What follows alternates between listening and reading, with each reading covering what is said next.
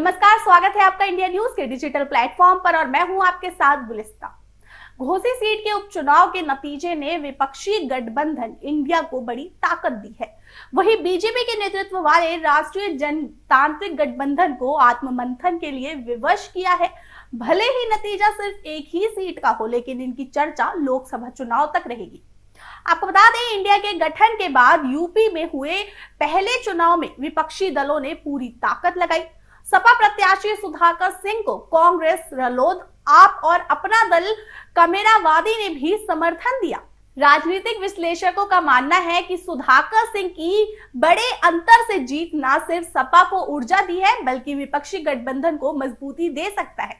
लोकसभा चुनाव के मद्देनजर अब इंडिया के घटक दल अपने गठबंधन को मजबूत करने के लिए सीटों के बंटवारे में अड़ियल रुख के बजाय समझौतावादी रास्ता अपनाएंगे। और इतना ही नहीं, जो छोटे विपक्षी दल अपने तक इंडिया में शामिल होने से बच रहे थे, वो भी गठबंधन का हिस्सा बन सकते हैं। आपको बता दें, घोसी उपचुनाव के भविष्य की राजनीति का अंदाजा सपा अध्यक्ष अखिलेश यादव के एक्स पर दिए गए बयान से लगाया जा सकता है। अखिलेश यादव ने कहा कि घोसी ने सिर्फ सपा का नहीं, बल्कि इंडिया गठबंधन के प्रत्याशी को जिताया है। अब यही आने वाले कल का परिणाम होगा। यूपी एक बार फिर देश में सत्ता का परिवर्तन का अगुवा बनेगा। उन्होंने कहा कि भारत ने इंडिया को जिताने की शुरुआत की है और ये देश के भविष्य की जीत है। अखिलेश के बयान से साफ हुआ है कि लोकसभा चुनाव में इंडिया फिर एनडीए को हराने के लिए पूरी ताकत के साथ मैदान में उतरेगा।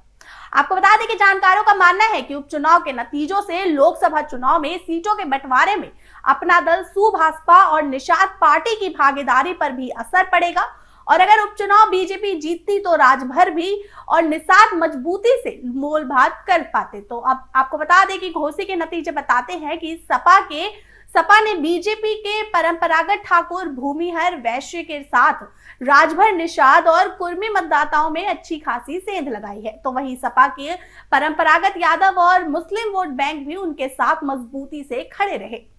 स्वार उपचुनाव में मिली हार के बाद माना जा रहा है कि मुस्लिम वोट सपा के हाथ से खिसक रही है, लेकिन घोसी में मिली जीत में सपा के साथ मजबूती होने की बात फिर से साबित की है। राजनीतिक विश्लेषक जेपी शुक्ला का मानना है कि घोसी उपचुनाव के नतीजे पूरे लोकसभा चुनाव के नतीजों पर असर डालेंगे, ये कहना उचित नहीं है, लेकिन यूपी में इसका असर जरूर दिखेगा। खासतौर पर पूर्वांचल की सीटों पर बीजेपी को सोचना पड़ेगा। आपको बता दें, बीजेपी के लिए ये संदेश भी है कि वो इतना ताकतवर ना माने खुद को कि राजनीति में वैसा ही होगा जैसे वो चाहेंगी। अब आपको बता दें, बीजेपी की हार की वजह क्या है। तो दलित वोट उम्मीद के हिसाब से ना मिलना और बड़ी तादाद में क्षत्रिय सजातीय उम्मीदवारों के साथ चले गए हैं।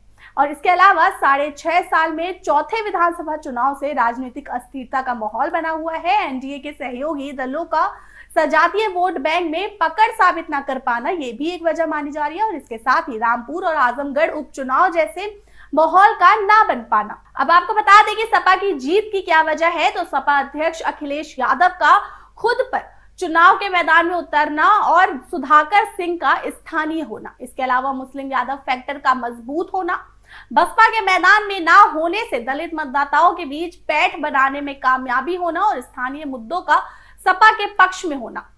बता दें कि घोसी में करीब 55,000 राजभर, 19,000 निषाद और 14,000 कुर्मी मतदाता हैं। बीजेपी ने सुभाषपा अध्यक्ष ओम प्रकाश राजभर और निषाद पार्टी के अध्यक्ष संजय निषाद की सभाएं, रैलियां और बैठकें कराई हैं।